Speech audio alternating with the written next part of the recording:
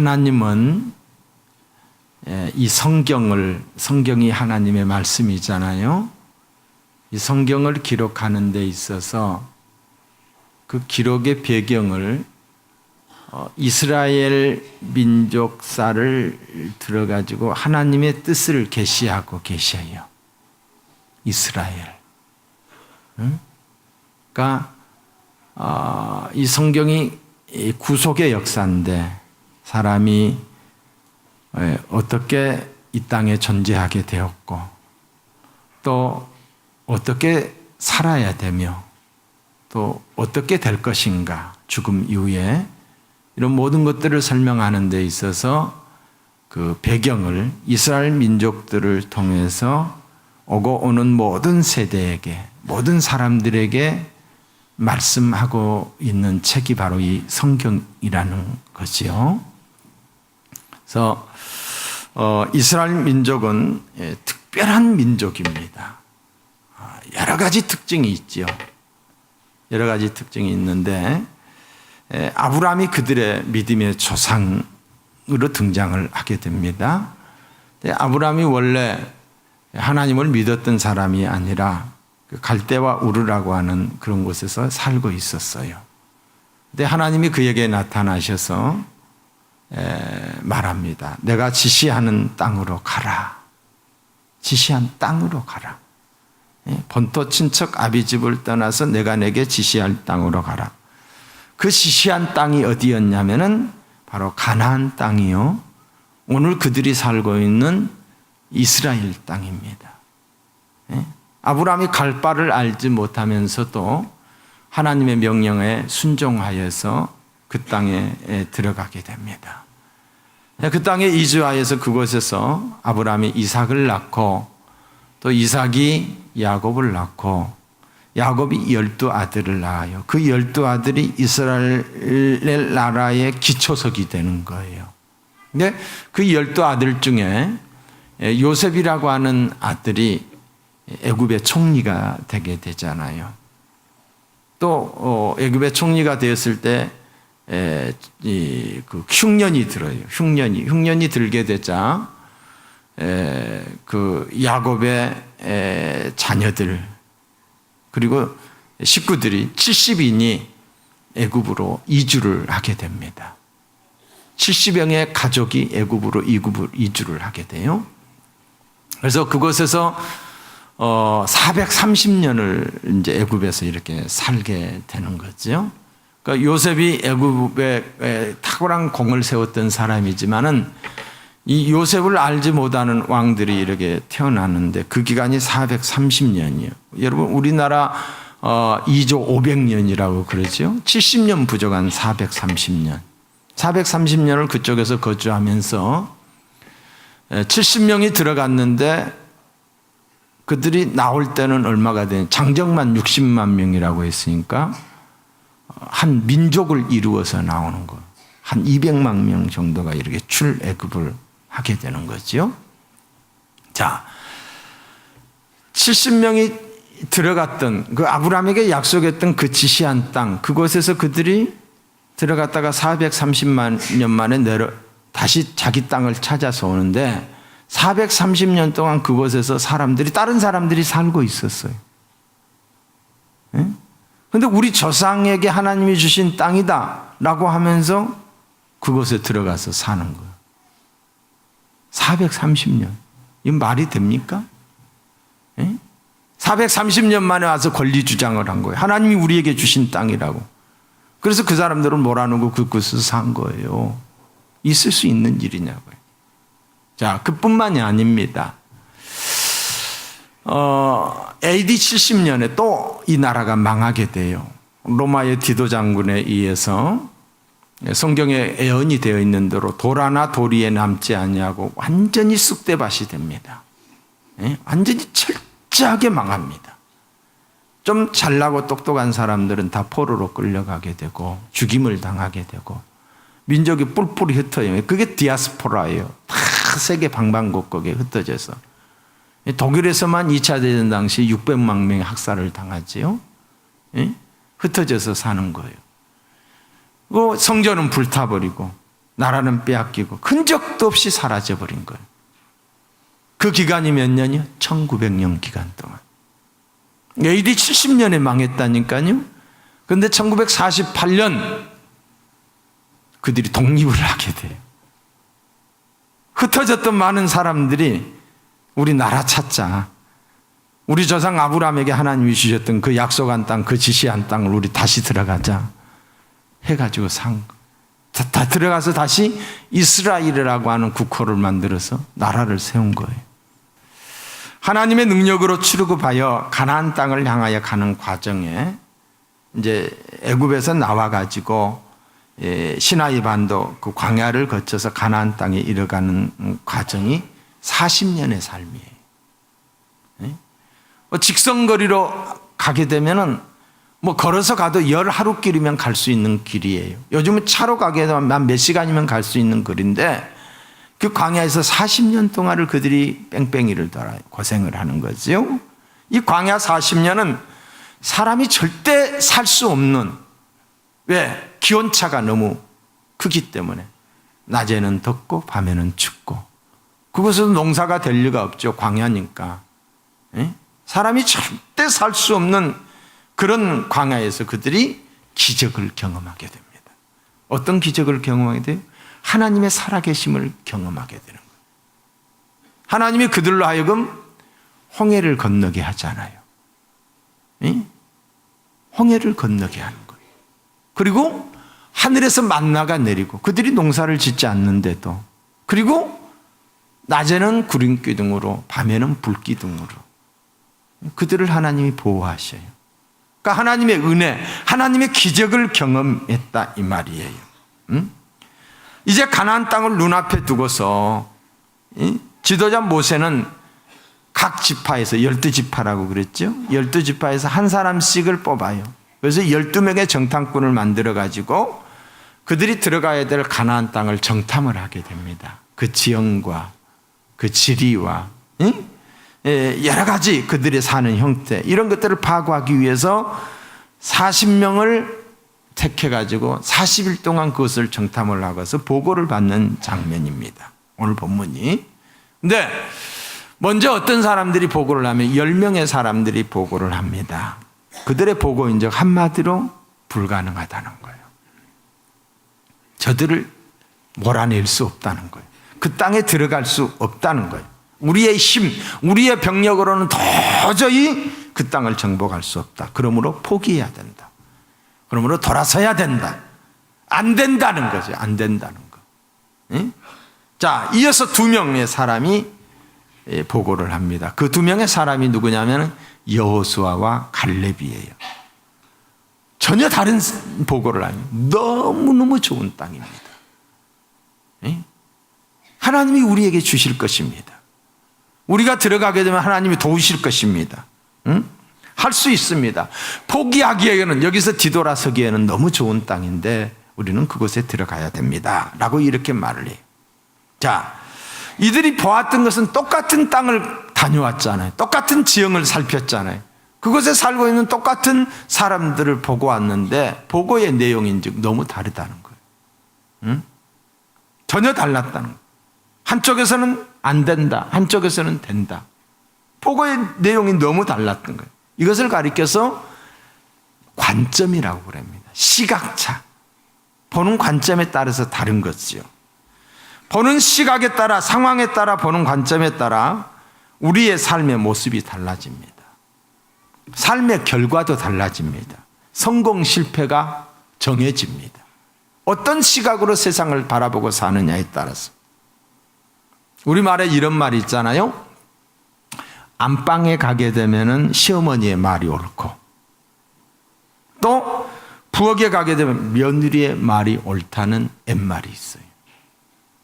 정말 그런 것 같아요. 문제가 있는, 고부간의 갈등이 있는 또 그런 집들의 이야기를 들으면 진짜 며느리 말 들으면 며느리 말이 옳아요. 그런데 시어머니한테 가서 들으면 또 시어머니 말이 옳아. 며느리의 관점이 다르고 시어머니의 관점이 다르다는 거예요.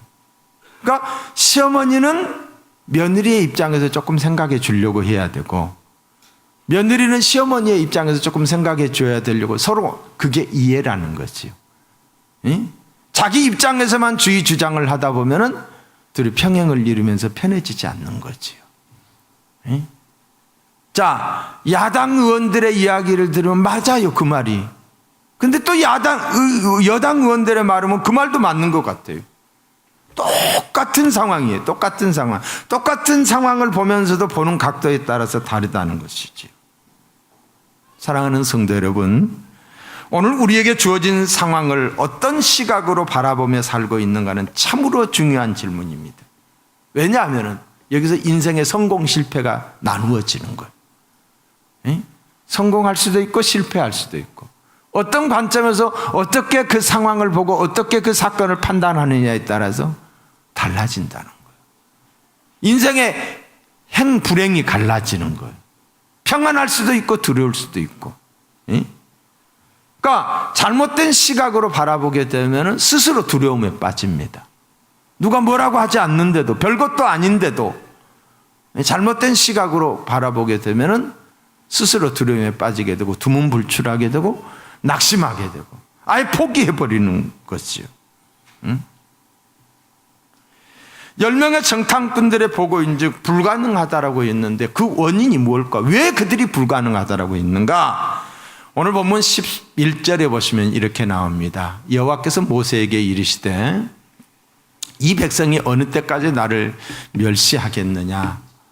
내가 그들 중에 모든 이적을 행한 것도 생각하지 아니하고 많은 기사와 이적을 능력을 행했어요. 홍해를 갈라줬다니까요. 홍해 바다가 육지가 되게끔 하나님이 갈라주셨고 하늘에서 만나를 내리게 해주셨고 이런 많은 이적을 생각하지 아니하고 어느 때까지 나를 믿지 아니하겠느냐. 이들이 불신하고 불가능하다라고 했던 이유가 어디에 있느냐 하면 믿지 않았기 때문입니다. 큰 기사와 이적 하나님의 살아계심을 경험했음에도 불구하고 하나님을 믿지 않았다는 거예요. 하나님의 역사로 그들이 출애굽 하나님의 기적 속에서 살았으면서도 오늘 내 앞에, 오늘 내 눈앞에 어려움이 닥치니까 하나님의 역사를 저버리고 문제만 바라보고 낙심하고 있는 거예요. 문제만 바라보고 과거에 하나님이 역사하셨던 그 하나님의 역사를 바라보는 것이 아니라 내 앞에 있는 문제만 바라보고 눈앞에 닥친 어려운 일 앞에서 하나님의 능력을 믿는 믿음이 삶에 적용되지 못했다는 거지. 사랑하는 성도 여러분, 우리는 어떻습니까?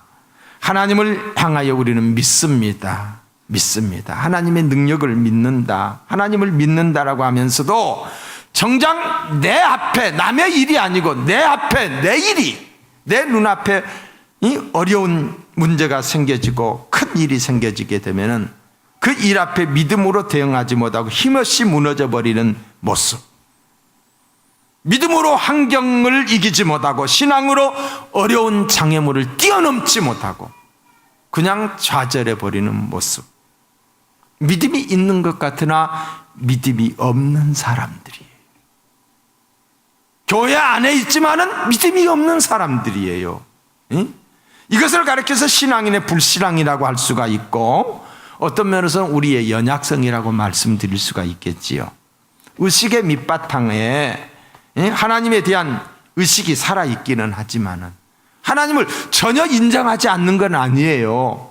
하나님이 의식의 밑바탕에 하나님이 계셔요.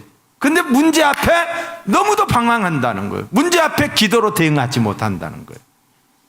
하나님 앞에 그 문제를 가지고 나가서 하나님의 도우심을 구하지 않는다는 거예요. 문제 앞에 믿음을 보이지 않는 거지요. 이게 바로 이스라엘 백성들의 모습이고 오늘 우리를 살아가는 우리의 모습이기도 합니다.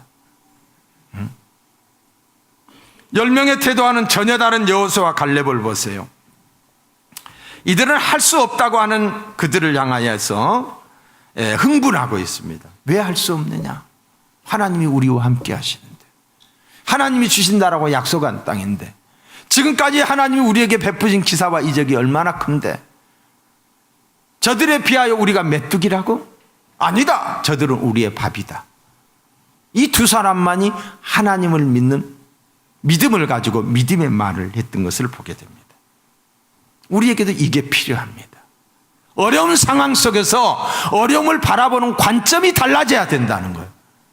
환경만 바라보고 문제만 바라보고 문제 속에 파묻혀서 문제 때문에 다른 것을 더 이상 보이지 않고, 문제 때문에 하나님이 보이지 않고 문제에 파묻혀서 문제에 짓눌러 버리는 그런 삶이 아니라 문제 속에서 하나님을 볼 수 있는 시각이 열려야 된다는 거죠.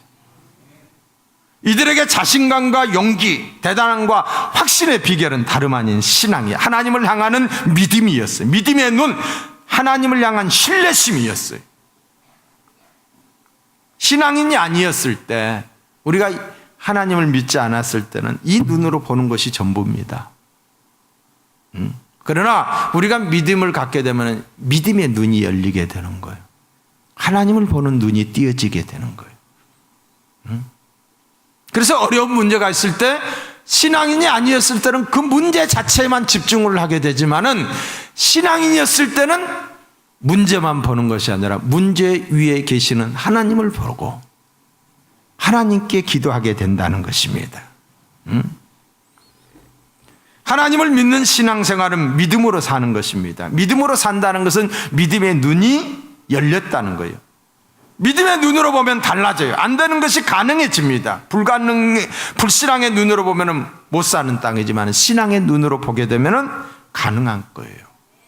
성경은 이렇게 말하고 있습니다. 할 수 있거든이 무슨 말이냐? 믿는 자에게는 능치 못함이 없느니라. 다시 말씀합니다. 할 수 있거든이 무슨 말이냐? 믿는 자에게는 능치 못함이 없느니라. 누구를 향한 믿음이에요? 자기 신념의 믿음이 자기를 믿는 믿음이에요? 아니에요. 돈을 믿는 믿음이에요? 아니에요.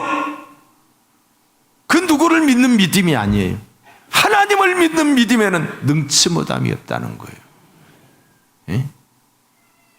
나사로가 죽었어요. 냄새가 나요. 그런데 예수님이 늦게 와셔가지고 하시는 말씀이 뭐라고 말합니까? 내가 믿으면 하나님의 영광을 보리라. 하나님은 우리 가운데서 믿음을 보시고 기적을 나타내셔요. 믿음을 보시고 하나님이 우리 가운데서 일하는 거. 믿음이 뭡니까? 믿음은 하나님을 기쁘시게 하는 거예요. 구원의 방편도 믿음이지만은 우리가 믿음을 보일 때 하나님이 기뻐하는, 우리가 잘생겨서 하나님이 기뻐한 거 아니고 우리가 세상적인 성공을 거두었기 때문에 하나님이 기뻐한 것이 아니에요. 히브리서 11장 6절을 보시면 믿음이 없이는 하나님을 기쁘시게 못하나니 하나님께 나아가는 자는 반드시 그가 계신 것과, 하나님 살아계셔요. 살아계신 하나님이 내 곁에 계셔요. 나와 함께 하셔요. 아침에 일어날 때 하나님을 인정하고 저녁에 잠자리에 들 때 하나님께 감사하고 무엇을 하든지 하나님을 의식하면서, 하나님을 의식하는 사람이 함부로 말하고 함부로 살고 함부로 죄짓고 그래요? 그렇지 않죠? 예? 범사에 하나님을 인정하는 사람, 이 사람을 하나님이 기뻐하는 거예요. 문제가 있다고 낙심하지 않아요. 어려움이 있다라고 포기하지 않아요. 왜? 하나님이 나와 함께 하시기 때문에, 하나님이 나의 도우심이시기 때문에. 이래서 신앙인이 강한 거예요. 여러분, 이 종이가 얼마나 약합니까? 어쩌면 종이가, 우리 인간이 여러같이 약해요. 자, 보세요. 금방 찢어지잖아요. 금방 떨어지잖아요. 그러나 이게 여기에 붙어보세요. 이게 부셔지지 않는 이상 종이는 떨어지지 않아요. 예? 우리 인간이 이렇게 연약한 거예요. 예?